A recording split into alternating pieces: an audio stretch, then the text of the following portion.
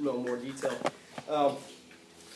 So this thing right here, some people buy them. I can't do it. Okay. I can't do it. Because they want to protect this glass. Hey, come on, here you go. From damage. I can't which is a good idea. But here's the problem is, if you have a good lens and you buy a cheap one.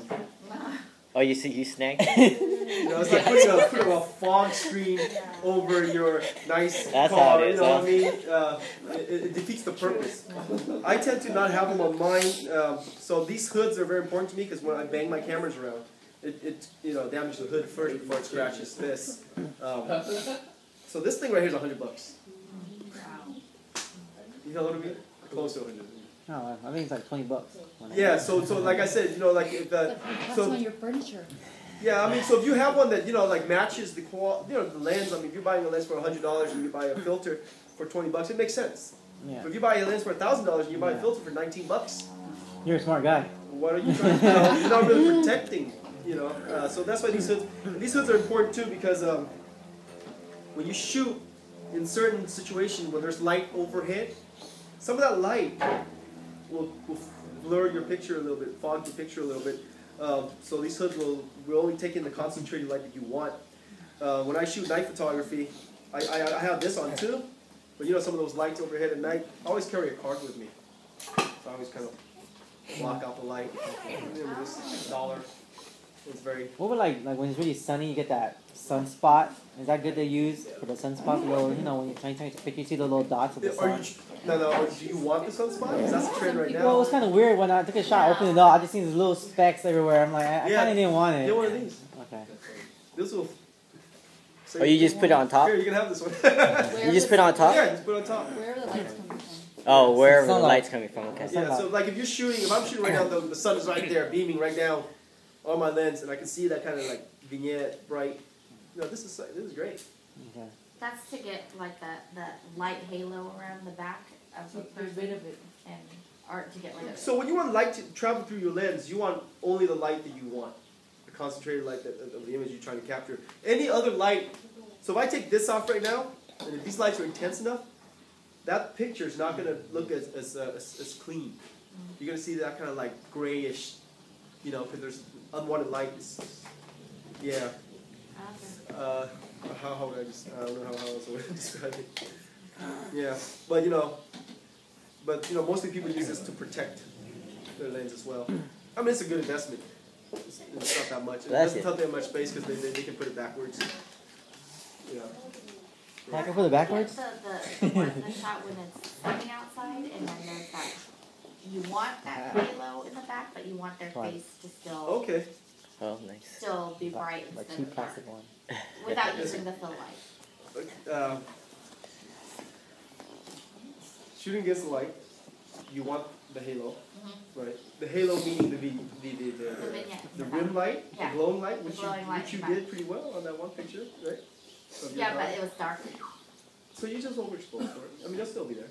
Oh, really? Yeah. Okay. Another trick now is nowadays people like to shoot against the light, and they want that light right in the picture. Okay, but they want the face to be exposed. So what you have to do is you have to shoot with an off-camera flash. Okay, so that's what this device is. So let's talk about some of the equipment. So this is an off-camera flash. When you get more advanced with the portrait.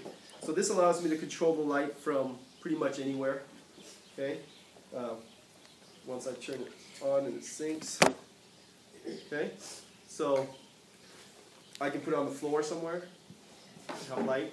If I was shooting somewhere in an environment, let's say I'm at the beach, and my model's late. And I told her to be at a certain time because that's what my app on my iPod says when the light's best or whatever. She comes late. I still need the scene in the beach in the background, so there's only a limited space where I can pose her because I still need to shoot this direction, right? But now I'm having this horrible shadow on this side of her face. That's inevitable.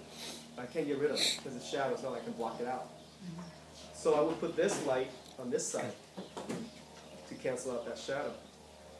Okay, so that's one trick that you're talking about, shooting against the light, but not having that kind of artificial lighting look. Okay, back in the days we would have someone holding a reflector, bounce the light off, and back up to fill that out. That used to be John's job back then, but it's a lot of work.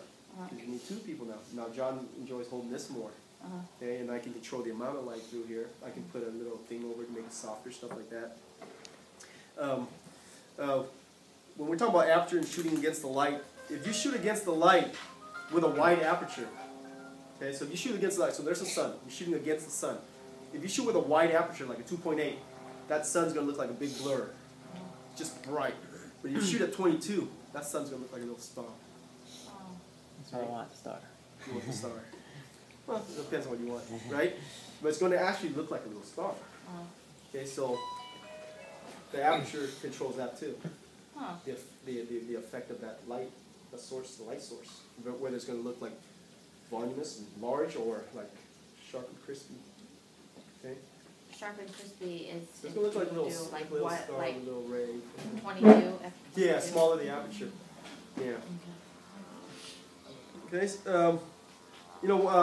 Tuan said that that you guys might want to learn about studio lighting and stuff like that. In a second, I'm going to show you the studio, but maybe next time, because studio lighting, I mean, I can send a group of 5 students in there to recreate a shot for a whole hour, and it takes to get one shot. Studio lighting is very, very like. Look at no studio, man. Why would you It's need that kinda- shit? Yeah. Come on now. I mean, if that's something you guys are That's just interested for No, Tuan. That's do why. it That's what he outside. want to learn. No, but you'll learn about lighting. learn a lot about Okay, lighting. you learn about lighting. That's the most important thing. And what Tuan wants. Okay, so what we're gonna do? We're gonna do painting with light. And, well, I mean, like I said, I can stay here as long as you guys want me to stay here. I think we want to start applying with our camera. Yeah. So right now, Yeah. right now. So everyone, take out our camera. Yeah. So I'm gonna show you what you're gonna do with it, and then actually have you do it. Okay. Is Ruben still up there, John? Your model took off. Your model's gone. You didn't want to wait No anymore. more extra credit. Yeah. Now you know why he needs extra credit, right? And my TA too. You want us to go with manual or No, AD? so here's the thing. Okay, so we're gonna do a slow shutter speed exercise. Slow shutter. It's good. It's okay. We can board, John? Oh no, I don't use that. Darker. Yeah. So we're gonna do painting with light. Okay, so this is an example of painting with light. One year my own student took a grand award with that flower picture right there, painting with light. He beat out, we submitted 60 pictures, and we beat out a school that submitted 600 pictures. Oh, which one? The one right The there? one with the flower. With the light coming out? Yeah, with the light. Okay. Okay, and so that's not a Photoshop image, that's just a one-shot deal. Wow. Okay, and it's a painting with light technique using a slow shutter speed. Okay, so this will help you understand like slow when we're shutter driving. speed a little bit, and then we'll have everybody try it, and then we can also do some fast shutter speed assignment too. Okay, so that way you walk off with kind of an idea of. Okay, but the slow shutter speed is pretty cool. So right now we're gonna put your camera and set your ISO on. Let's go 100. Okay, so it's not so sensitive. It gives you more time to play with the light. And let's go ahead and put your camera on manual. Okay. Manual. We're going to shoot in an environment that looks pitch black. Does it carry what kind of white balance? It don't matter. Okay. It don't matter. All right. Okay. And then set your shutter on bulb mode, B-U-L-B. So go all the way over Huh? so you get the bulb mode. Oh, Okay. where does that go? Oh, there. So you guys should have it, right? Okay. B-U-L-B. There. I didn't know it either. What does that mean? So what does bulb mean? Bulb means Bulb. oh, light bulb. Bulb means you can open the shutter for as long as you like, and let go whenever you like. So there's no You need to time. be in manual. There's not time. You can do manual? It just opens up for as long as you like, Yeah. Okay. Oh, that's what bulb and is. closes as long as you like. So why do people use bulb mode? People that shoot the You just keep going until you get galaxies, the skies. They want those stars you like. There you go. So what they do, they set the camera in bulb mode, connect it to a little device that Tuan has, time lapsing or a little programmer or cable release. They click, they leave it on a tripod. They click, they go grab a bite or a couple hours, and they come back, they let go. Okay, so that's bulb mode. Okay, in other words, you can leave exposure for as long as you like.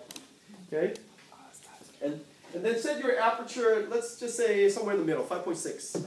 5.6. Yeah. Okay. Okay. Where do you leave the white balance? The auto? Don't matter. Leave it on auto.